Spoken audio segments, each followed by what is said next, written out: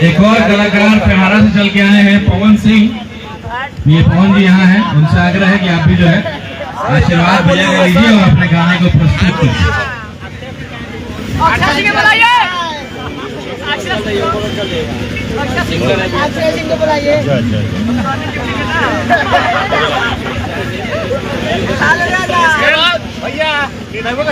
हमारा मन करे हमारा देखे जाती क्रिकेट रे भौजी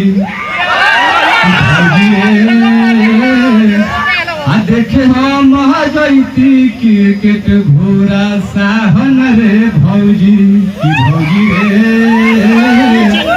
देखे हम जाती क्रिकेट घोड़ा साहन रे भौजी।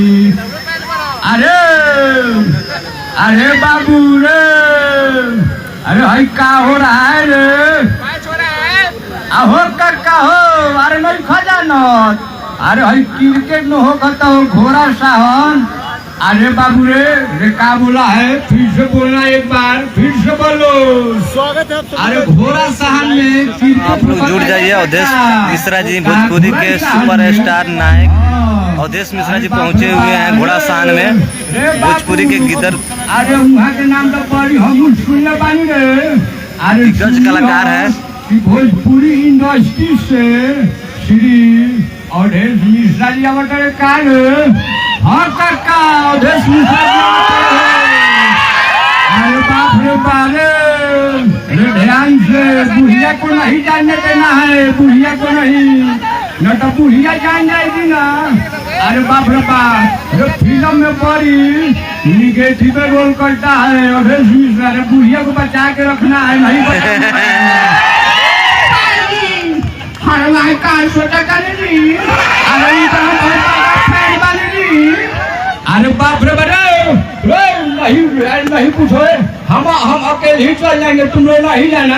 अरे अरे बाप रे बारे, अरे हमारे पुरानिका लंगोटिया नहीं यार। अरे जाना तारे, हम दोनों गोटे पढ़ले रही स्कूल में।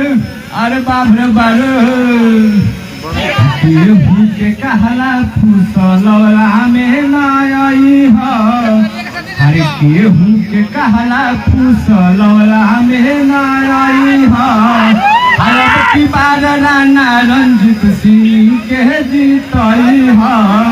अरे अब की बार भैया के सांसद बनई है। के कहल जाला प्रशांत के हनुमान हो। के कहल जाला प्रशांत के हनुमान हो।